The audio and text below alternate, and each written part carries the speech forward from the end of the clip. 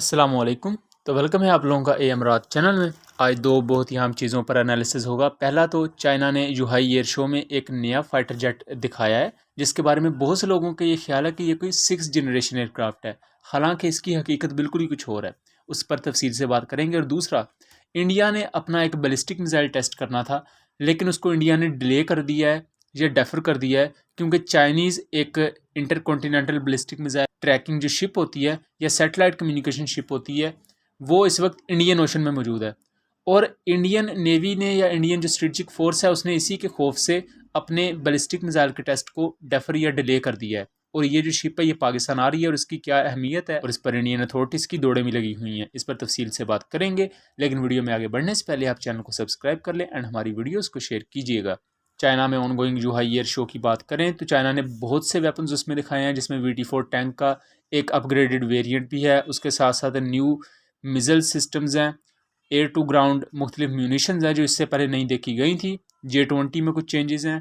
उसके अलावा JF-17 bravo version में भी PL-10E को इंटीग्रेट किया जाएगा, जो कि रिसेंटली अब रिवील किया गया है।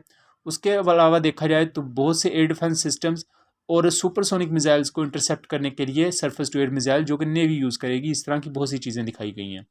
इस दौरान एक फाइटर एयरक्राफ्ट का मॉकअप दिखाया गया है और ये फाइटर एयरक्राफ्ट रशिया के Su-34 जैसा लगता है, लेकिन इसकी एयर बॉडी को देखा जाए तो ये Su-34 की निस्बत काफ़ी थिन आपको लगेगी। ये फाइटर जेट मुख्तलिफ लोग समझ रहे हैं कि ये कुछ 6th जनरेशन फाइटर एयरक्राफ्ट है चाइना का। हालांकि ये 6th जनरेशन एयरक्राफ्ट फाइटर हो भी सकता है, लेकिन अगर आप इस तस्वीर को देखें तो यहाँ पीछे इसकी कुछ डिटेल्स लिखी हुई है चाइनीज़ लैंग्वेज में, जिसको अगर तर्जुमा किया जाए या ट्रांसलेट किया जाए तो बेसिकली ये एक स्पेस फाइटर है और चाइना ने इसे ज़ीरो ग्रेविटी एरियाज़ के लिए बनाया है। अब ज़ीरो ग्रेविटी एरियाज़ ज़ाहिर बात खला में ज़ीरो ग्रेविटी होती है, क्योंकि नॉर्मल ज़मीन पर तो 9.8 मीटर पर सेकंड स्क्वायर ग्रेविटी अमल कर रही होती है। ज़ीरो ग्रेविटी मतलब कि इसे चाइना ने स्पेस वॉरफेयर के लिए बनाया है और ये बहुत बड़ी चीज़ है। ये बिल्कुल ही एक माइंड ब्लोइंग चीज़ है कि चाइना एक ऐसा फाइटर एयरक्राफ्ट बना रहा है जो कि स्पेस में या खला में जाके लड़ेगा। अब अभी तक तो इंसानों को खला में लेके जाने का उतना ज़रिया नहीं बना, या इतने ज़्यादा दिन तक इंसान वहाँ इंड्योर नहीं कर सकते, इतनी ज़्यादा टेक्नोलॉजी भी एडवांस नहीं की। और चाइना अभी से ये तैयारियां कर रहा है कि ऐसे फाइटर जेट बनाए जाएंगे जो कि मूवीज़ में हम देखते हैं कि इंटरगैलेक्टिक वो सफ़र कर रहे हैं, वो स्पेस में उड़ रहे हैं और चाइना अपनी एक पूरी फोर्स बना रहा है। अब इसके हमें हिंट कहाँ से मिलता है कि अगर हम यूएस को देखें तो यूएस अपनी पूरी एक स्पेस फोर्स बना रहा है, मतलब air force, navy, marine corpse, उसके अलावा आर्मी को देखा जाए उसके बाद स्पेस फोर्स उनकी एक अलग है। दूसरी तरफ रशिया भी एंटी सैटेलाइट मिसाइल्स पर काम कर रहा है कि ऐसे मिसाइल्स हों जो कि सैटेलाइट्स तक को तबाह कर सकें जो कि स्पेस में होंगे, और ऐसे सैटेलाइट्स मौजूद भी हैं इनके पास, रशिया के पास। दूसरी तरफ चाइना ने भी इन चीज़ों पर काफ़ी काम किया है। अब स्पेस एक ऐसी चीज़ है जहाँ आपके सैटेलाइट्स होते हैं। आपने अगर दुश्मन पर कोई मिसाइल हमला करना है, दुश्मन पर कोई भी इंटरकॉन्टिनेंटल बैलिस्टिक मिसाइल फायर करनी है जंग में, ये सैटेलाइट ही उन चीज़ों को उनकी गाइडेंस प्रोवाइड कर रहे होते हैं। अगर ये सैटेलाइट्स ना हो तो ये मिसाइल ना तो अपने टारगेट को लॉक कर पाएंगे और ना ही अपने टारगेट को तबाह कर पाएंगे। उसके लिए एक दूसरी सोच ये आई कि क्यों ना इन सैटेलाइट्स को ही तबाह कर दिया जाए, तो उसके लिए एंटी सैटेलाइट वेपन्स आ गए। एंटी सैटेलाइट मिसाइल्स इस वक्त ऑपरेशनल भी हैं।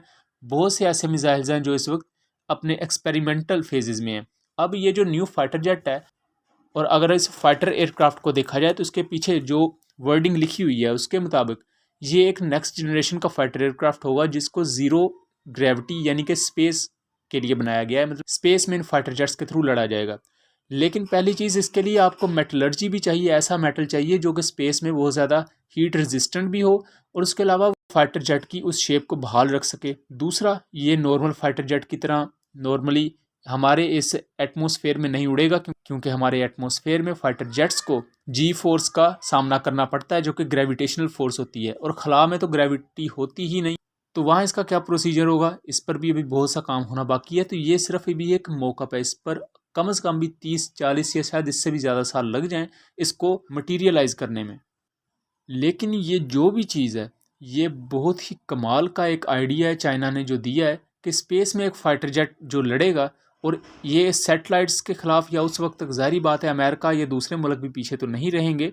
और दूसरी चीज़, एक पायलट किस तरह इन जहाज़ों को कंट्रोल करेगा और स्पेस में ये किस स्पीड पर ट्रैवल कर रहे होंगे, और पायलट इसको चलाएगा या आर्टिफिशियल इंटेलिजेंस के थ्रू इनको कंट्रोल किया जाएगा, और दूसरा इनमें फ्यूल किस तरह का यूज़ होगा, क्या इनमें न्यूक्लियर इंजन या इस तरह न्यू इंजन यूज़ किए जाएंगे जिसकी वजह से ये स्पेस में ट्रैवल करने के काबिल होगा। अब आते हैं हम दूसरी चीज़ की तरफ।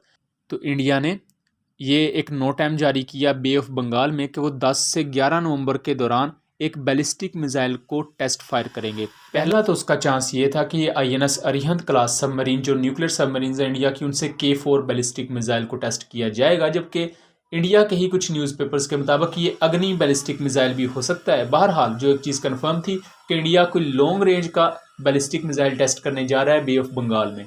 इसी दौरान एंट्री होती है चाइना की एक शिप की जिसका नाम है यानवैंग 6। ये चाइना की लॉन्ग रेंज सर्विलेंस शिप है। ये बैलिस्टिक मिसाइल ट्रैकिंग के अलावा मैसिव इलेक्ट्रॉनिक वॉरफेयर और सैटेलाइट कम्युनिकेशन के इक्विपमेंट से लेस है। इसको आप तस्वीर में देख सकते हैं। उसके अलावा इलेक्ट्रॉनिक वॉरफेयर और मुख्तलिफ दुश्मन की तरफ से फायर किए गए ICBMs को ये ट्रैक करने की सलाहियत रखती है।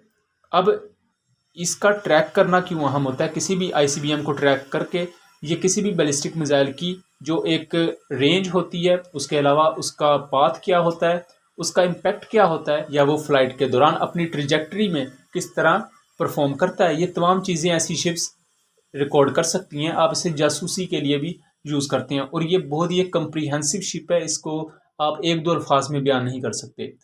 यहाँ इंडिया ने अब फैसला किया है कि वो अपने बैलिस्टिक मिसाइल का तजर्बा करना है 10 या 11 नवंबर को, वो डिले कर देगा।